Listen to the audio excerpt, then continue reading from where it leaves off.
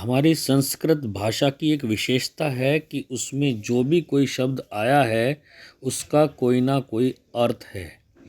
और मुहूर्त शब्द इसीलिए ज्योतिष और अन्य शास्त्रों के अंदर उस प्रयोग में यूज़ होता है जिसका मतलब होता है काल का खंड विशेष, अर्थात किसी काल के खंड विशेष को ही मुहूर्त कहते हैं। या अब परिष्कृत होते हुए ज्योतिष के अनुसार इसका अर्थ है क्रिया योग्य काल। अगर हम मुहूर्त की परिभाषा में जाएं तो शतपथ ब्राह्मण या अथर्ववेद में हमें देखने पर पता चलता है कि दिन अथवा रात्रि के 15वें भाग को मुहूर्त कहते हैं।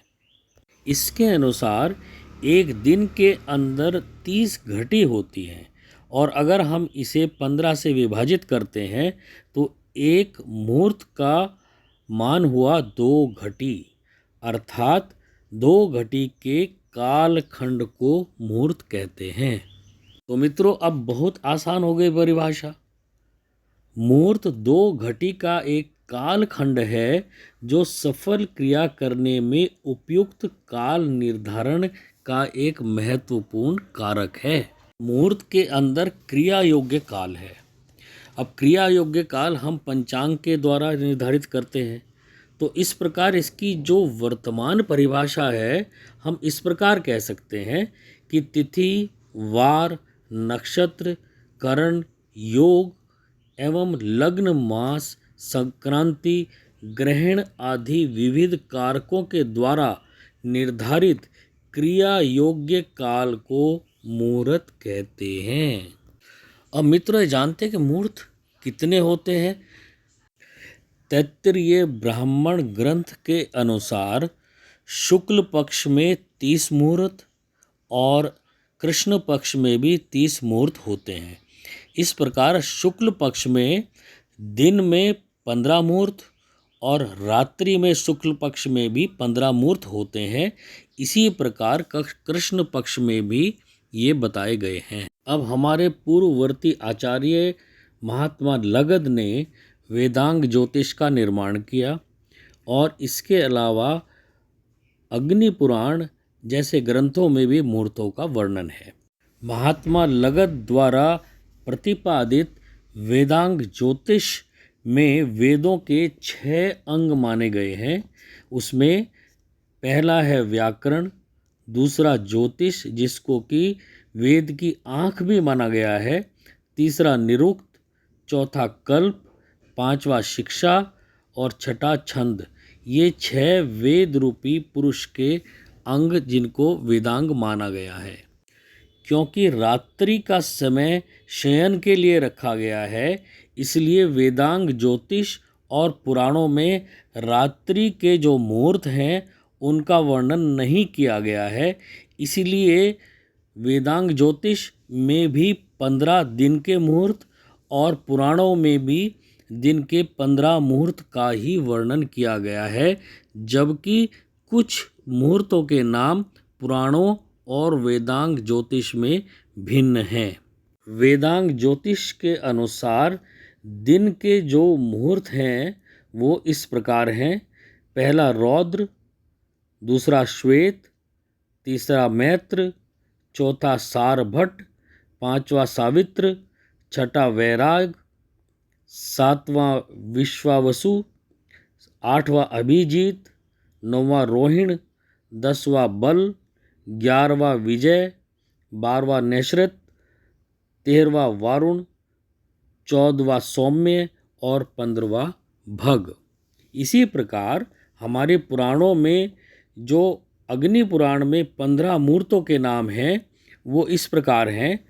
पहला रौद्र, दूसरा श्वेत, तीसरा मैत्र, चौथा सारभट्ट, पांचवा सावित्र, छठा विरोचन, सातवां जयदेव, आठवां अभिजीत, नौवां रावण, 10वां विजय, 11वां नंदी, 12वां यम, 13वां वरुण, 14वां सौम्य और 15वां भग।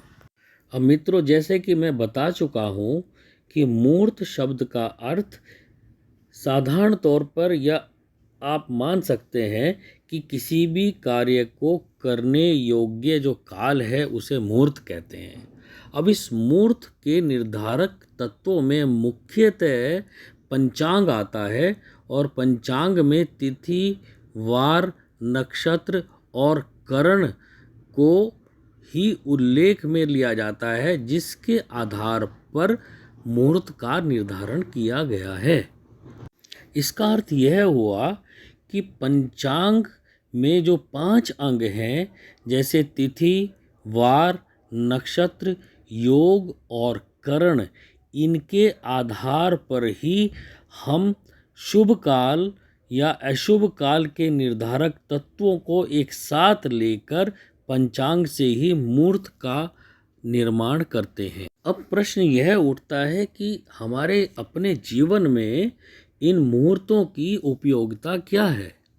अब हमारे नित्य नैमित्य कार्य हैं, संस्कार हैं, याग आदि अनुष्ठान हैं, व्रत, पर्व, उत्सव, विवाह आदि संस्कार, बच्चे के जन्म से लेकर मृत्यु पर्यंत तक मनुष्य की विभिन्न संस्कार, उनकी निर्विघ्न समाप्ति और अभीष्ट फल प्राप्ति के लिए ईश्वर की एक कला विशेष काल के अधीन है और उसमें हमें ये निर्धारित करना पड़ता है कि कौन सा ऐसा कालखंड है जिसमें ये शुभ कार्य किए जाएं।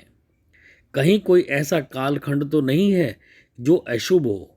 इसीलिए कालखंडों के अंदर तिथि, वार, नक्षत्र, योग, करण, लग्न, मास आदि का जो सामूहिक स्वरूप है, जो शुभ या अशुभ काल का नियामक है, उसको हम मुहूर्त कहने लगे। इसलिए शुभ मुहूर्त या अशुभ मुहूर्त के नाम से भी हमारे अधिक धर्म ग्रंथों में या पंचांगों में वर्णन होता है। मानव सुख का आकांक्षी है और सुख का मूल अनुकूल फल प्राप्ति है, जिसका आधार उचित काल में किया गया कर्म है। प्रतिकूल या अनुचित समय पर किया गया जो कर्म है वो ऊसर या बंजर भूमि में बोए गए बीज के समान निष्फल हो जाता है। अतः किसी भी कार्य, जैसे दैनिक कार्य हो, नैमित्तिक कर्म हो, यज्ञ या यागादिक अनुष्ठान हो या व्रत उत्सव हो, सभी के आचरण में उचित अनुचित काल का विचार सबसे ऊपर रखा गया है, जिससे कि उत्तम फल की प्राप्ति हो और इसीलिए मुहूर्त की उपयोगिता मानव जीवन में बन जाती है। संक्षेप में मैं अगर आपको समझाऊं आज के समय के अनुसार, तो एक मुहूर्त 2 घटी के बराबर होता है, जो लगभग 48 मिनट का समय होता है।